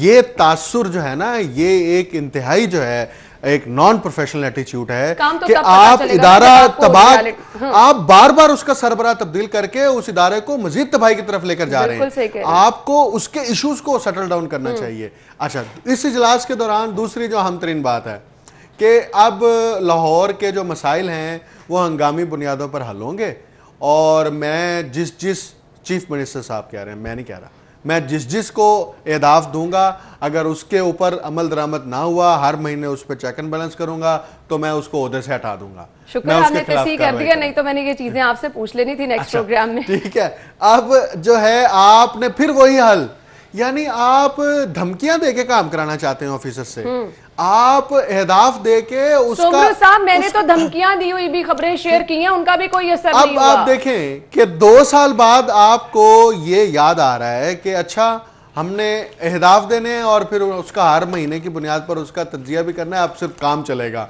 और काम आपके पास पीछे 2 साल रह गए हैं, अगरचे 5 साल की हुकूमत होती है, आखिरी साल तो इलेक्शन की तैयारी का होता है। मेरे ख्याल से काम के लिए तब्दील किए गए थे। तो आप नहीं काम के लिए तब्दील, मैं वही बात कर रहा हूं, फिर डॉक्टर वाली मिसाल दूंगा बिल्कुल कि आप MD से आपने MD को बुलाया वहां पे, आपने MD के साथ मीटिंग की है, MD से पूछा है कि MD साहब जरा ये बताएं कि आपको क्या मसला है, क्यों नहीं गंदगी जो है वो शहर से खत्म हो रही है, इसमें क्यों इजाफा हो रहा है, पहले क्या आपको हुकूमत की तरफ से सपोर्ट फराहम की जाती थी जो अब आपको फैसिलिटेट नहीं किया जा रहा, हमें बताएं, हम आपको फैसिलिटेट करेंगे। आप वहां पर बैठ के एक हुक्म मतलब आप भी उस इशारे के तहत काम करना चाह रहे हैं जो शहबाज शरीफ की आदत बिल्कुल, थी कि बिल्कुल। आप जो है वो एक उंगली हिलाकर आपका जी सारा कुछ उड़ा दें, ठीक है। तो इस तरह से शहर के अंदर से सफाई नहीं खत्म होनी, सफाई बेहतर नहीं होनी, इस तरह से गंदगी का खात्मा नहीं होना। तो आप कम से कम जो है वो ग्राउंड रियलिटीज का इदराक करने के लिए मुतलका शख्स से बातचीत करें। आप जब तक मुतलका ऑफिसर से बातचीत नहीं करेंगे, महज ब्रीफिंग की बुनियाद के ऊपर आप फैसला करेंगे, तो वो फैसले फिर यही होंगे कि आप हर 6 महीने बाद, हर 2 महीने बाद एमडी तब्दील करेंगे, आप हर 6 महीने बाद, 3 महीने बाद आईजी पुलिस चेंज करेंगे, जराइम में भी इजाफा होगा, गंदगी में भी इजाफा होगा। अल्टीमेटली जो सफर करेगी वो आम आदमी सफर करेगा जो शहर के अंदर जिंदगी बसर करता है और उसको रोजमर्रा की बुनियाद के ऊपर जराइम पेशा अफराद से जो है उसको सामना करना पड़ता है। बिल्कुल ऐसे। सुमरू साहब, एक चीज़ यहाँ पे मैं मेंशन करना चाहूँगी ज़रूर, हम ये जो हर मामले में, हर डिपार्टमेंट में सियासत करने लग जाते हैं ना, वहीं से तबाही शुरू हो जाती है। आपका बहुत ज़बरदस्त लाहौर में सफाई का निज़ाम चल रहा था, हुकूमत चेंज हुई, आपने धड़ाधड़ पूरा अमला चेंज कर दिया, ये कह के जी यहाँ तो ये लोग बैठे थे, करप्शन कर रहे थे। आपने ये देखा कि कौन कौन से लोग उनमें से ऐसे हैं जो वाकई काम कर रहे थे, उनको अगर हम यहाँ पे रखें तो हमारे शहर के लिए बेहतरी होगी। ये जो एकदम आते ही तख्ता उलट दिया जाता है, इसके फिर नुकसानात ही होंगे। देखें, ये सब कुछ उस ब्रीफिंग की बुनियाद पर होता है जिस ब्रीफिंग के अंदर बदनीयती शामिल होती है। जब ब्रीफिंग के अंदर बदनीयती शामिल है और किसी शख्स को या किसी इदारे को नुकसान पहुंचाने के अहदाफ हैं, अगर उस सरबराह को जिसको ब्रीफिंग दी जा रही है उसको इसका इदराक नहीं है, तो फिर यही सूरत हाल सामने आएगी। देखिए, आप महज बयाना उस ब्रीफिंग की बुनियाद पर ये कैसे चार्जशीट तैयार कर सकते हैं कि ये करप्ट आदमी है, ये नाहल आदमी है, ये इनकॉम्पिटेंट आदमी है, ये मुतलका काम नहीं कर सकता। आप कम से कम उससे बातचीत तो करें ना। मैं वही बात कर रहा हूं बार बार कि इदारों की तबाही की बुनियादी वजह वो ब्रीफिंग होती है, जिस ब्रीफिंग की बुनियाद पर किसी भी अथॉरिटी को आप इंफॉर्मेशन फ्लोट करते हैं, वो उस इंफॉर्मेशन की बुनियाद पर फैसला कर देता है। बड़ा सादा सा फार्मूला है कि 2 साल पहले इसी शहर के अंदर सफाई जो है वो मयारी थी, इसी शहर के अंदर अमनो अमान जो है वो बेहतर था, जराइम जो है वो कंट्रोल में थे। उसकी क्या वजूहात हैं? वही एसएचओज हैं, वही एसएसपी हैं, वही एसपीज हैं। आपने ज्यादा से ज्यादा आपके डीआईजी सतह पर और आईजी की सतह, सीसीपीओ की सतह पर, तो इसका मतलब यह हुआ कि टॉप हायरार्की के ऊपर इश्यूज हैं। वो टॉप हायरार्की के इश्यूज की वजह से अवाम को जो है वो खुमियाजा भुगतना पड़ रहा है। तो मैं सिर्फ ये बात करूंगा कि चीफ मिनिस्टर साहब को ये चाहिए कि वो जब ब्रीफिंग करते हैं तो उसको काउंटर चेक करें। आप एक शख्स की ब्रीफिंग के ऊपर 2 अफराद 3 अफराद की ब्रीफिंग के ऊपर जब रिलाय करेंगे तो आपसे हुकूमत नहीं चलेगी, आपसे इदारे नहीं चलेंगे। तो ये बड़ा सीरियस इशू है। इस इशू की बुनियाद पर आपकी इनकॉम्पिटेंसी जो है वो हर मौके के ऊपर वाजे होती चली जा रही है, वो अयां होती चली जा रही है। आप ये तासुर देने की कोशिश भी करेंगे ना कि हम काम कर रहे हैं, तो नताइज बर्पा नहीं होंगे। क्योंकि लोगों को तो वो चीज है ना कि उनके इर्द गिर्द क्या हालात हैं, उनके इर्द गिर्द चीजें सस्ती मिल रही हैं, उनके इर्द गिर्द सफाई है, लोगों को तो इस चीज से खबर है, बाकी लोगों को इस चीज से क्या लेना देना। साहब सिर्फ एक काम शुरू कर देना, ये फील्ड के दौरे शुरू कर दें, ये हॉस्पिटल्स के दौरे करें। सुमरू साहब जब बगैर मिनिस्टर साहब निकलते हैं उनके 1-2 दौरों को ही आपने देख लिया है। मैं आपको बता रहा हूं, बगैर इन्फॉर्म किए दौरे करें, इदारों के दौरे करें, साइट्स के विजिट करें, ये अपनी फर्स्ट हैंड इंफॉर्मेशन कलेक्ट करें। शायद उनको लगता है कि ऐसे लोग ये ना कहे कि वो शोबाजियां कर रहे हैं। नहीं, आप तस्वीर सेशन ना करें, आप तस्वीरें मत बनाएं, आप खबर रिलीज मत करें। अब इन्हीं चीजों को तो वो तनकीद करते थे, अब कैसे ना करें ना। देखें, शोबाजी तो उस वक्त है कि जब आप वहां पे तस्वीर बनवा रहे हैं, उसकी खबर रिलीज कर रहे हैं, उसकी वीडियो फुटेज रिलीज कर रहे हैं, तो शोबाजी तो वहां पर है। ये शोबाजी हो गई है वैसे। आप ना करें ना, ये आप ना करें। आप चुप करके जाएं, जनरल अस्पताल का दौरा करें, वहां पे देखें जी बारिशों के बाद वहां पे क्या तबाही होती है, आप वो चुप करके दौरा करके वापस आएं, आप फर्स्ट हैंड इंफॉर्मेशन लें, मुतलका एमएस, मुतलका लोगों को बुला के, सेक्रेटरी को बुला के इंस्ट्रक्शन जारी करें। आप जब तक फर्स्ट हैंड इंफॉर्मेशन कलेक्ट करने के लिए पॉलिसी नहीं बनाएंगे, आपके ऊपर तनकीद के रिश्ते भी चलाए जाते रहेंगे।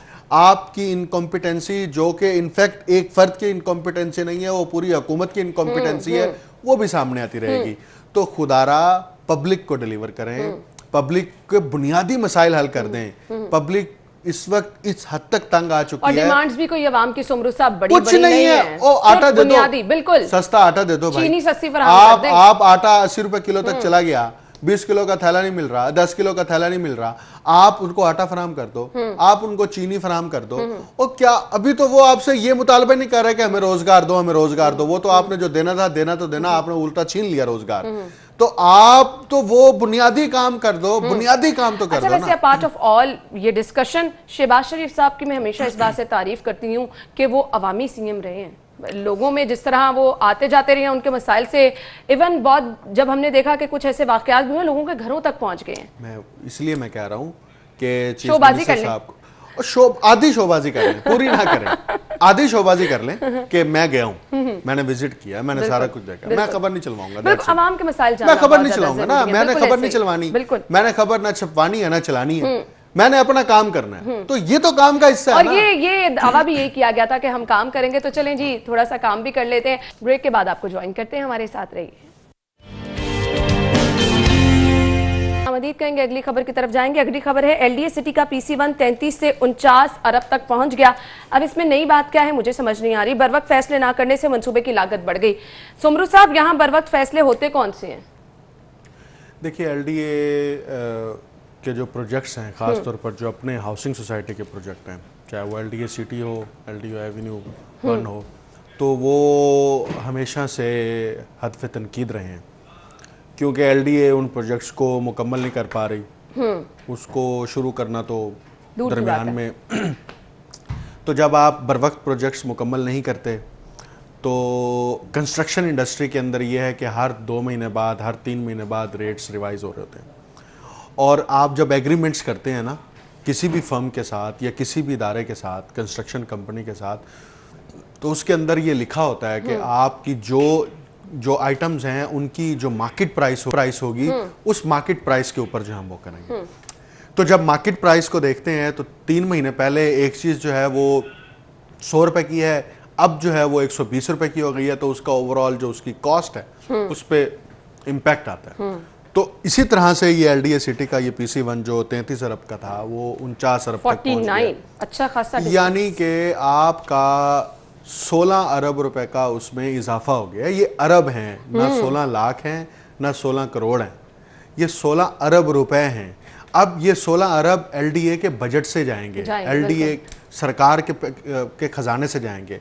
तो आप जब बर वक्त प्रोजेक्ट शुरू नहीं करते, बर वक्त अप्रूवल नहीं देते, बर वक्त उसको एग्जीक्यूट नहीं करते, तो फिर उसका फाइनेंशियल इम्पैक्ट आता है। यही इम्पैक्ट आपको मेट्रो बस में नजर आया, यही इम्पैक्ट आपको ऑरेंज ट्रेन में नजर आ रहा है, यही इम्पैक्ट आपको पेशावर की बीआरटी में नजर आया। और उनका जिन मंसूबों का आप जिक्र करें उनका तो हाल ये होने पे आ गया कि कल दुर्रे नायाब ये चीज मेंशन कर रहे थे कि उसके जो सिग्नलिंग सिस्टम है अगर उसको बर वक्त ना चलाया गया तो वो मुकम्मल तौर पर खराब होकर रह जाएगा। हम खुद इतने पैसे लगा के अवाम के, हमारे आपके जेबों के पैसे निकाल के अब हम उन मंसूबों की तबाही की तरफ जा रहे हैं। तो ये इनकॉम्पिटेंसी होती है। इनकॉम्पिटेंसी क्या है कि आप एक टाइम फ्रेम के अंदर अपना प्रोजेक्ट, अपना काम नहीं कर पा रहे। अगर उस टाइम फ्रेम के अंदर आप प्रोजेक्ट नहीं कर पा रहे तो उसका फाइनेंशियल इंपैक्ट आता है। एक तो आपकी वो इनकॉम्पिटेंसी सामने आ गई और दूसरा उसका फाइनेंशियल इंपैक्ट है, नुकसान भी हो रहा है। उस इनकॉम्पिटेंसी का एक फर्द के साथ ताल्लुक नहीं है, उस इनकॉम्पिटेंसी का आपका फाइनेंशियल इंपैक्ट ओवरऑल देखें कितना है। तो ये एलडीए जैसे इदारों को या जो ऑटोनॉमस इदारे भी हैं जो सरकार के तहत चलाए जा रहे हैं, तो उनको कम से कम इस बात का इदराक रहना चाहिए, उनको ख्याल रखना चाहिए कि कौमी खजाने का बेदर्दी से इस्तेमाल क्या होता है, यही होता है। अच्छा, फिर बाद में यही केसेस बनते हैं, फिर इन्हीं केसेस की बुनियाद पर नैब जो है वो पकड़ती है, फिर करप्शन के चार्जेस जो है वो सेट होते हैं, फिर अदालतों में मुकदमात बनाए जाते हैं। वो इसी वजह से होते हैं कि आप जब डिले करते हैं सरकार के प्रोजेक्ट्स के अंदर तो उसका जो फाइनेंशियल इम्पैक्ट आता है उसको करप्शन की तारीफ में लाया जाता है कि ये जानबूझकर किया गया है, ये इस्टेब्लिश कराया जाता है कि जानबूझकर जो है इसको डिले किया गया है और पार्टियों को नवाजने के लिए इसका ताखीरी हरबे इस्तेमाल किए गए हैं और आपने उसकी कॉस्ट में इजाफा कर दिया। तो मेरे ख्याल में एलडीए अगर इसको मजीद डिले करेगी, उसकी गवर्निंग बॉडी मजीद इसको डिले करेगी और इसकी अप्रूवल नहीं दी, अभी तो ये 49 अरब का है, हो सकता है ये 60 अरब पे चला जाए, तो इसकी वो कॉस्ट बढ़ती जाएगी। उनको क्या फ़र्क पड़ता है, उनकी जेब से थोड़ा पैसे जाने, उन्होंने पैसे खुद थोड़ा खर्च करने हैं, खजाने से पैसे जाने, खजाना जाने, पार्टियां जाने। बिल्कुल ऐसे ही है। लेकिन हमने बहुत सारे मंसूबों की मिसाल यहाँ पर हमारे सामने हैं, जिनका आपने भी जिक्र कर दिया है, जिनको आपने शुरू कर दिया, बीच में छोड़ दिया, वो चाहे फिर आपने हुकूमत के पिछली हुकूमत ने शुरू किया है, वो फिर आपने चाहे फंड्स का बहाना देकर उनको छोड़ दिया, लेकिन ओवरऑल हम देखें उसका इम्पैक्ट बहुत बुरा गया है और उसका जो लागत हमने कहा कि 1 गुना नहीं बल्कि 2-3 गुना बढ़ जाती है और फिर क्या होता है कि वो मंसूबे उनका कोई मुस्तकबिल फिलहाल नजर नहीं आता। अगली खबर की तरफ चलते हैं। अगली खबर हमारे पास है जी, कोरोना सैंपलिंग में मुख्तलिफ महकमों के मुलाजमीन की नाकिस कारकर्दगी, 20 को शो कॉज नोटिस जारी किए गए हैं। क्या कहेंगे सुमरू साहब? देखें है ना, इससे पहले तो ये खबर भी आई थी कि कोरोना के मुतालिक जाली डेटा जो है वो अपलोड किया गया, उसकी इंक्वायरी शुरू हो गई है, वो इंक्वायरी भी सामने आएगी। तो ये आप देखिए इस केस के अंदर भी कि मुख्तलिफ महकमों के जो मुलाजमीन जिनको ये रिस्पॉन्सिबिलिटी दी गई थी कि वो कोरोना के सैंपल्स लेंगे। अब देखें कोरोना का सैंपल लेना एक पूरा उसकी एक ट्रेनिंग है, इसके 2 पहलू हैं। जिस शख्स को, चाहे वो महकमा हेल्थ का है वर्कर है या किसी और शख्स की आपने ट्रेनिंग की है किसी और महकमे की, तो आपका वो कोरोना का सैंपल लेने का जो पूरा प्रोसीजर है, अगर उस प्रोसीजर के अंदर किसी भी सतह पर गलती होती है, चाहे वो आप जो है वो ब्लड के ज़रिए से सैंपल ले रहे हैं, चाहे आप स्वैब के ज़रिए से सैंपल ले रहे हैं, हर 2 सूरत में थोड़ी सी भी गलती की गुंजाइश होगी तो उसके वो नताइज नहीं आएंगे या नताइज पर जो है वो शक होगा, इसलिए वो जो है वो पेंडिंग रिजल्ट आते हैं। और ये हुआ भी है सुमरू साहब, तो ये होता रहा है। अब इनके खिलाफ यकीनन कार्रवाई होनी चाहिए और यकीनन इंक्वायरी होनी चाहिए, लेकिन इससे पहले वो इंक्वायरी ज़्यादा इंपॉर्टेंट है जो कोरोना से मुतल्लिक जो इदादो शुमार के अंदर हेरफेर की गई और उस डेटे को जो है वो मनूवर किया गया, उसके खिलाफ ज़्यादा इंक्वायरी होनी चाहिए कि जनाब उसका इम्पैक्ट क्या हुआ है, चाहे साइकोलॉजिकल इम्पैक्ट है, चाहे प्लानिंग का इम्पैक्ट है, स्ट्रेटजी का इम्पैक्ट है, गवर्नमेंट की एग्जीक्यूशन का इम्पैक्ट है, उस सारे को कैलकुलेट करना चाहिए कि वो बददियानती की वजह से ये इश्यूज हुए हैं। इसी तरह जिन मुलाजमीन की ये ड्यूटी थी कि वो कोरोना की सैंपलिंग लें, उसको कलेक्ट करें, हुकूमत ने जो मुख्तलिफ हॉटस्पॉट एरियाज बनाए थे, वो हॉटस्पॉट एरियाज उस सैंपलिंग की बुनियाद पर बनाए थे। आप देखें जो स्मार्ट लॉकडाउन का कॉन्सेप्ट था वो सैंपलिंग की बुनियाद पर था कि अगर जो है वो मॉडल टाउन के इलाके में फलां मार्केट में या उस ब्लॉक के अंदर जो है वो मसला है तो उसको आप सील कर देंगे। स्मार्ट सैंपलिंग कर रहे हैं आप, स्मार्ट सैंपलिंग की बुनियाद पर उस स्मार्ट लॉकडाउन को लेकर चल रहे हैं। तो जब सैंपलिंग के अंदर भी मसाइल होंगे तो आप यकीनन जो है वो नताइज या वो अहदाफ हासिल नहीं कर सकते जो आपने उस डेटे की बुनियाद पर मुरतब किए हैं। तो मेरा ख्याल है कि इस पर बिल्कुल जो है वो रियायत नहीं होनी चाहिए। आप सख्त सख्त बेशक सजा न दें, लेकिन जिन लोगों ने गफलत का मुजाहरा किया है उनको फिक्स ज़रूर करें कि जनाब आपने ये गफलत की है, उसके ऊपर आपको ये पेनल्टी जो है ना वो होगी, ताकि इन फ्यूचर आपको कोई भी सरकार की तरफ से कोई काम दिया जाता है तो आप उसको दयानतदारी से करें और आप उसको जो है बददियानती के साथ उस अहदाफ को या उस अमल को साहब यहाँ पर इतना जबरदस्त निजाम हो जाए ना तो आपको किसी किस्म की परेशानी ना रहे। खैर अभी मौजूदा सूरत हाल पे कुछ कोरोना की बात कर लेते हैं। लोग समझ रहे हैं कोरोना मुकम्मल खत्म हो चुका है और ये जो केसेस हमारे सामने आ रहे हैं, अगर लास्ट 24 आवर्स की हम बात कर लें, 38 नए केस सामने आए हैं। ये हमारे लिए बिलाशुबा जो है अलार्मिंग सिचुएशन है। अगर हम इजी होकर बैठे रहेंगे तो हालात तो जो हैं वो अब सबके सामने हैं, स्कूल कॉलेजेस भी खुल गए हैं, मसाइल बढ़ सकते हैं। देखें ये 2 दिन पहले गवर्नमेंट कॉलेज यूनिवर्सिटी में एक कोरोना हीरो अवार्ड्स की तकरीब हुई, उसमें वो डॉक्टर्स आए, बड़े बड़े डॉक्टर जावेद अकरम भी वहाँ पर थे, जो कोरोना अवार्ड्स के अंदर बड़े फ्रंट लाइन के ऊपर ड्यूटीज़ करते रहे और उस स्ट्रेटजी का, उस एडवाइजरी ग्रुप का भी वो हिस्सा थे।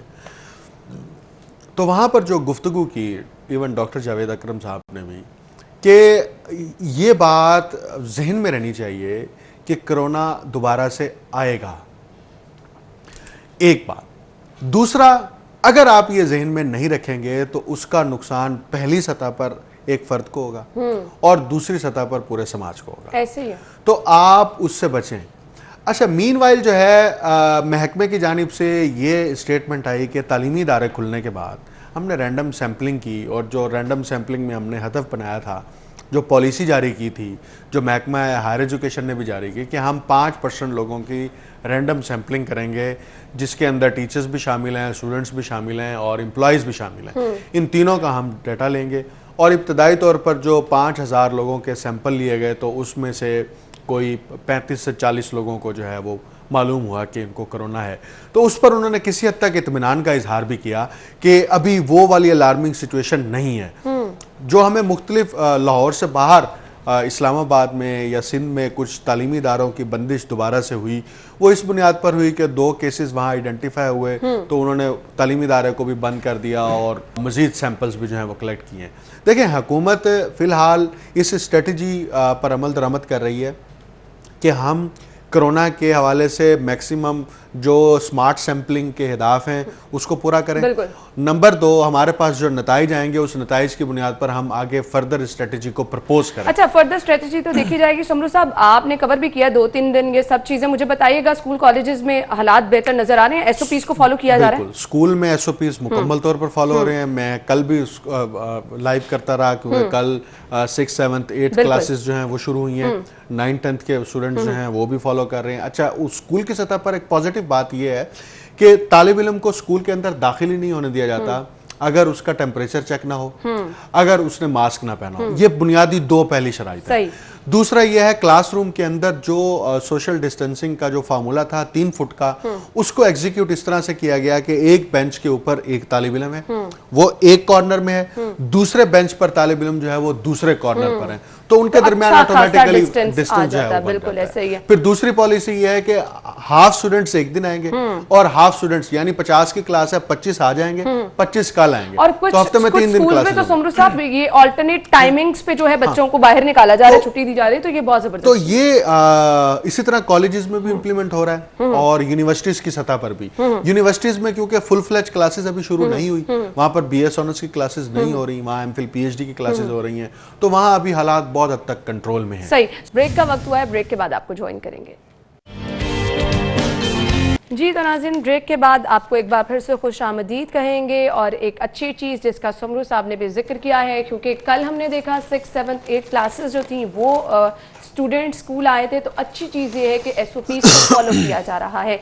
इसमें बहुत ज़्यादा किरदार स्कूल इंतज़ामिया का है, पेरेंट्स का है, जो कि बच्चों को इस चीज़ के पाबंद बना रहे हैं कि कम अज़ कम उन्होंने मुतल्लिका चीज़ें जो हैं वो अपने पास रखनी है, जिसमें हम बार बार जिक्र करते हैं कि आपने मास्क पहनना है, सैनिटाइज़र का इस्तेमाल करना है जब आपको ज़रूरत पड़े, तो ये चीज़ें बच्चों के पास होनी चाहिए। पेरेंट्स भी इस पर ताउन कर रहे हैं, तो आई होप ये सिलसिला आगे इसी तरह से जारी रहेगा।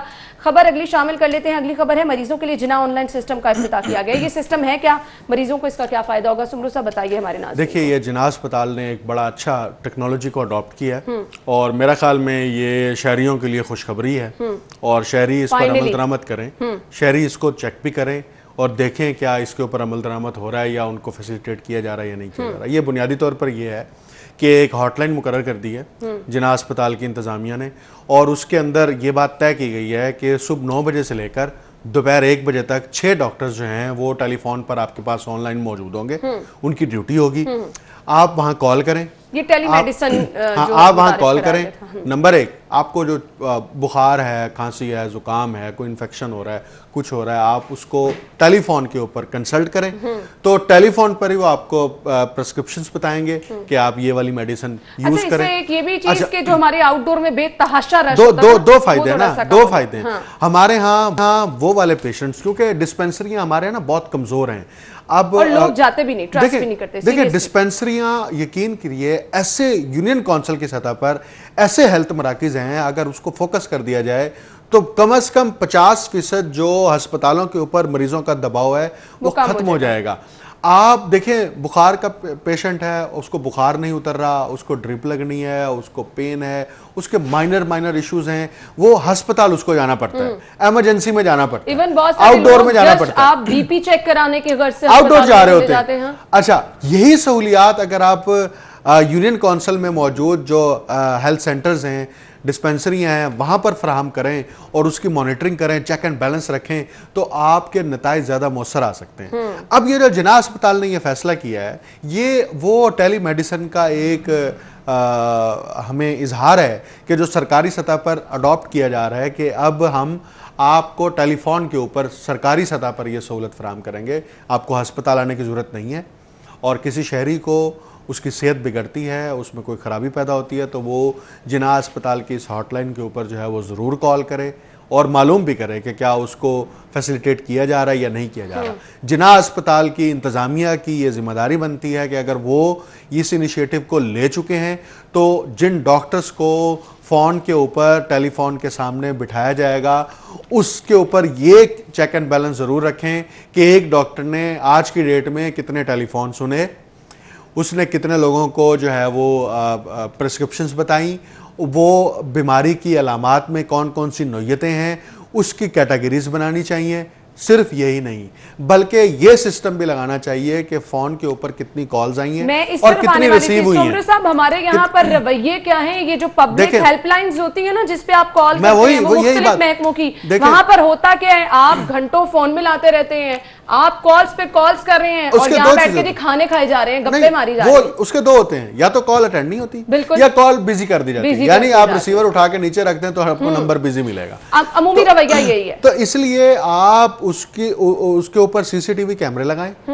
आप ये देखें 9 बजे से लेकर 1 बजे तक, यानी 4 घंटे का ये वक्त है, उस 4 घंटे के दौरान एक डॉक्टर कितनी कॉल ले रहा है और एक डॉक्टर जो है वो उसके ऊपर क्या रिस्पॉन्ड कर रहा है, कितने शहरियों को फैसिलिटेट किया जा रहा है। एक हफ्ते का डेटा आपके सामने आ जाएगा तो आपको इस बात का भी इदराक हो जाएगा कि जिन्ना अस्पताल में इस हॉटलाइन पे कॉल करने वाले गिरदोनवा के कौन लोग हैं। आप ये भी तो देखें ना, एक्चुअली जो आप एक नई चीज लेकर आए हैं उसका फायदा क्या हुआ है, उसका फीडबैक क्या है। अच्छा, तो, इसमें लोगों से मैं बेताबून करने का कहूंगी कि जरूर इससे फायदा उठाएं। हाँ, करें कॉल। मैं इसलिए कह रहा हूँ हॉटलाइन के ऊपर कॉल करें क्योंकि जिन्ना अस्पताल ने इसको पब्लिक किया है ना, उसका इफ्तिताह किया है, वो इसलिए किया है कि वो पब्लिक को फैसिलिटेट करना चाहते हैं। अब सिर्फ ये है कि एक हफ्ते के दौरान ये मालूम हो जाएगा कि पब्लिक को किस हद तक फैसिलिटेट किया जाए। लोगों का माइंडसेट भी यहाँ पे चेंज करना बड़ा जरूरी है। अब हम लोग अपनी मिसाल ले लें, सम टाइम ऐसे लगता है कि आप डॉक्टर के पास जाएंगे तभी आपका ये मसला हल होगा। देखें, जो टेक्नोलॉजी है ना, अब शहरियों में बहुत हद तक ये रवैया आहिस्ता आहिस्ता अडॉप्ट होता जा रहा है। जो इनोवेशन का प्रोसेस होता है ना, उस इनोवेशन के प्रोसेस के अंदर जो टेक्नोलॉजी को अडॉप्ट नहीं करते, सबसे लेट अडॉप्ट करते हैं या बिल्कुल रिजेक्ट करते हैं, उनको हम एकेडमिक टर्म्स के अंदर लैगर्ड्स कहते हैं। वो लैगर्ड्स वो हैं जो टेक्नोलॉजी को यकसर मुस्तरद कर देते हैं, जो इनोवेशन को यकसर मुस्तरद कर देते हैं और वो उस स्टीरियोटाइप थिंकिंग को अडॉप्ट करके अपनी लाइफ गुजार रहे होते हैं। तो इनोवेशन प्रोसेस के अंदर एक अर्ली अडॉप्टर्स भी हैं जो फौरी तौर पर कहते हैं हाँ जी नहीं ये तो अच्छा है, हम फोन भी करेंगे, हम टेलीमेडिसिन को अडॉप्ट भी करेंगे, हम देखते हैं इसका क्या इंपैक्ट होता है। तो शहरियों को यकीनन हर किस्म की कैटेगरीज के अंदर शहरी अपने प्लेटफॉर्म से भी शहरियों को कहेंगे ये आपके लिए है, जरूर इससे फायदा उठाएं और इसका फीडबैक हम तक भी पहुंचाएं ताकि हम इसको डिस्कस भी करें। अगली खबर की तरफ जाएंगे। एचईसी की अदम दिलचस्पी है और सरकारी यूनिवर्सिटीज की अहम इंतजामी सीटें तनाजात का शिकार हो गई हैं। अकमल बताइएगा। अच्छा, एक तो ये है कि ये एचईसी नहीं है, ये एचईडी है, महकमा हायर एजुकेशन है। देखें, यूनिवर्सिटीज़ को इस वक्त 2 सतह के ऊपर मसाइल का सामना है। नंबर 1 ये कि यूनिवर्सिटी में 4 आम तरीन ओहदे होते हैं जो अहम तरीन होते हैं। वाइस चांसलर है, रजिस्ट्रार है, कंट्रोलर इम्तिहानात है और खजानची है। इन चारों में से वाइस चांसलर अपॉइंट करने का इख्तियार जो है वो गवर्नमेंट के पास है और खजानची अपॉइंट करने का इख्तियार गवर्नर के पास है। बाकी जो रजिस्ट्रार और कंट्रोलर हैं वो इंटरनल प्रोसेस के जरिए से समरियां तैयार होती हैं और फर्दर अप्रूवल के लिए गवर्नमेंट के पास चली जाती हैं। तो अब इशू क्या है? इशू ये आ रहा है कि कुछ यूनिवर्सिटीज़ में, जैसे Lahore college for women university है या आपकी एजुकेशन यूनिवर्सिटी है, अब एजुकेशन यूनिवर्सिटी वालों ने समरी भेज रखी है कि हमारे पास रजिस्ट्रार नहीं है, हमारे पास कंट्रोलर नहीं है, हमारे पास खजानची नहीं है, इसके ऊपर अपॉइंटमेंट्स करें। आप चाहे इंटरम अपॉइंटमेंट्स करें, आप इसके ऊपर अपॉइंटमेंट्स करके गवर्नमेंट की जिम्मेदारी है कि हमें अफराद दे, वो नहीं दे रहे।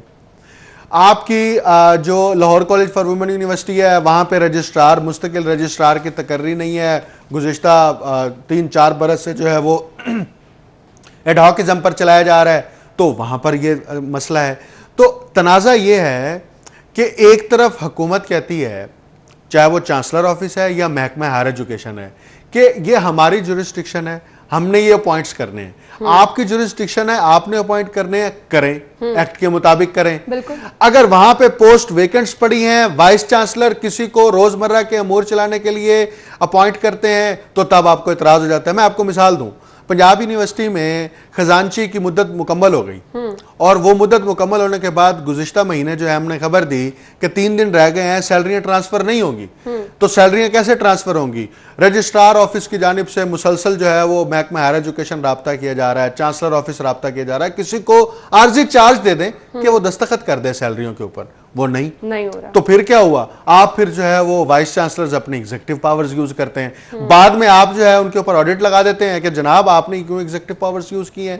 अच्छा, ये पता नहीं है कि गवर्नमेंट का फेलियर होता है कि वो यूनिवर्सिटीज को इन 3 अहम तरीन ओहदों के ऊपर तकर्रियां नहीं करके दे रही, तो फिर अल्टीमेटली क्या होता है कि आपकी यूनिवर्सिटियां पैरालाइज होती हैं, फिर आप उसके अंदर मुदाखलत करते हैं। महकमा हायर एजुकेशन की ब्यूरोक्रेसी का रवैया हद तक जो है ना वो आप कह लें कि 22 रवैया है कि मुझे ये अंदेशा रहता है हमेशा से ही कि महकमा हायर एजुकेशन का टारगेट यही है कि यूनिवर्सिटियों को कैसे तबाह करना है, यूनिवर्सिटियों को कैसे उनके लीगल मैटर्स को रोकना है। अब गवर्नमेंट कॉलेज यूनिवर्सिटी के 5 साल पहले स्टैचूज की अप्रूवल के लिए महकमा हायर एजुकेशन को दस्तावेजात भेजी गई हैं, आज तक अप्रूव नहीं हुए और 5 साल का वक्त हो गया। 5 साल गुजर गए। फिर क्या होगा? फिर वाइस चांसलर कोई काम करता है तो वो कहते हैं जी आप ये इलीगल काम कर रहे हैं, आप जो है वो यूनिवर्सिटी को कानून के मुताबिक नहीं चला रहे, एक्ट के मुताबिक नहीं चला रहे। यूनिवर्सिटी को एक्ट के मुताबिक चलाने के लिए फैसिलिटेट जिस महकमे ने करना है वो फैसिलिटेट नहीं कर रहा। समरियां जाती हैं, समरियां वहां पर पेंडिंग पड़ी रहती हैं, चांसलर ऑफिस में पेंडिंग पड़ी रहती है, वहां की ब्यूरोक्रेसी गवर्नर के सामने नहीं रखती। महकमा हायर एजुकेशन की जो नीचे की ब्यूरोक्रेसी है उन लोगों को जिनके खिलाफ केसेस खुलते हैं। यूनिवर्सिटियां सफर करती हैं और पब्लिक यूनिवर्सिटी जब सफर करती है तो वहां का पूरा एडमिनिस्ट्रेटिव स्ट्रक्चर पैरालाइज होता है। निजाम बिल्कुल सही तो कह रहे हैं। आपको आपका तो ये दावा था ना तालीम और सेहत, तालीम और सेहत आपका दावा क्या था। बात कर दी आपने एंड पे, इतने सारे मिसाइल बता के हाईलाइट करके वो दावे जो कि बिल्कुल नाकाम हो चुके हैं। खैर, थैंक यू सो मच, बहुत बहुत शुक्रिया आपका। नाज़रीन, ब्रेक लेंगे, ब्रेक के बाद आपको ज्वाइन करते हैं, कहीं मत जाइएगा, हमारे साथ रहिएगा। ब्रेक के बाद आपको खुशामदीद कहेंगे और अब शामिल कर लेते हैं सेगमेंट्स, जिसमें सबसे पहले मैं आपको बताऊंगी डिफरेंट मोबाइल रेट्स हमारे पास क्या हैं। Vivo Y95 मोबाइल है और प्राइस इसकी है 31,999 रुपये।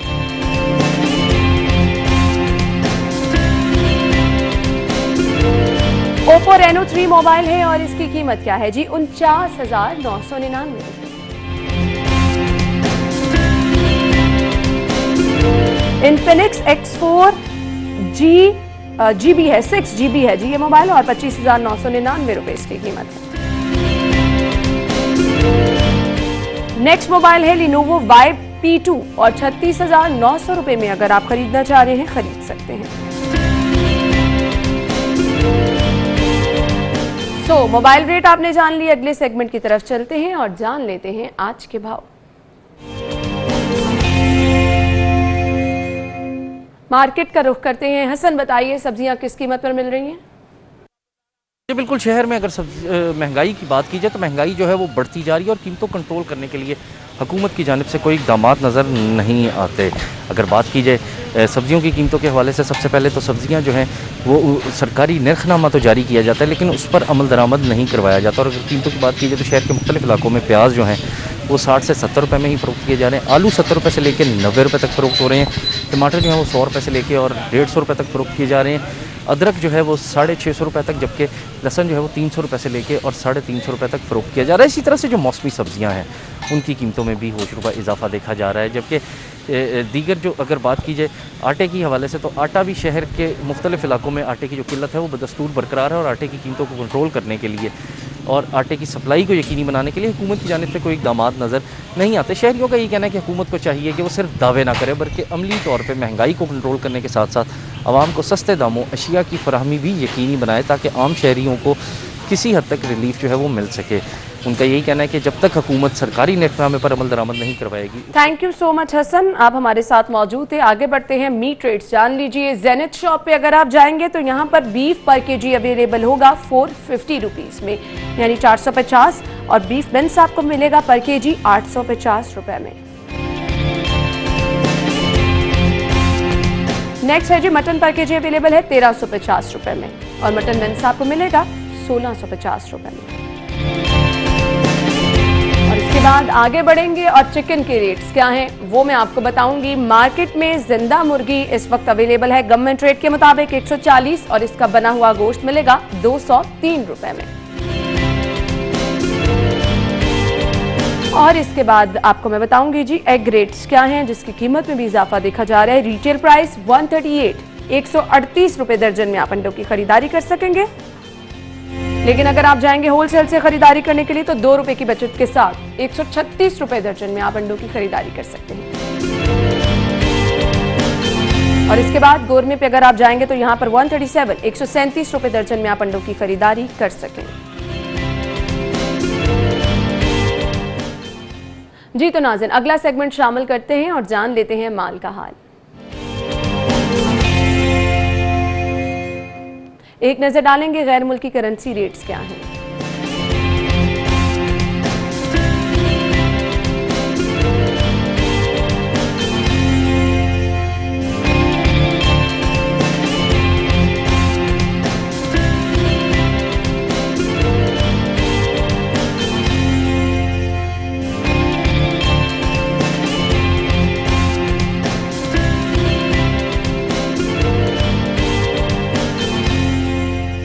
जी तो नाज़रीन माल का हाल आपने जान लिया। इसी के साथ ही प्रोग्राम का वक्त अपने इख्तिताम को पहुंचा है। आप अपना बहुत सारा ख्याल रखिएगा और हमें दुआओं में याद रखिएगा। इंशाल्लाह जिंदगी रही तो कल सेम टाइम पर आपसे फिर से मुलाकात होगी शहर की सब खबरों के साथ, शहर के अहम मामूलात के साथ और आपको मिलवाएंगे आपकी पसंदीदा शख्सियात से। हमेशा की तरह इजाज़त दीजिए। अल्लाह हाफ़िज़।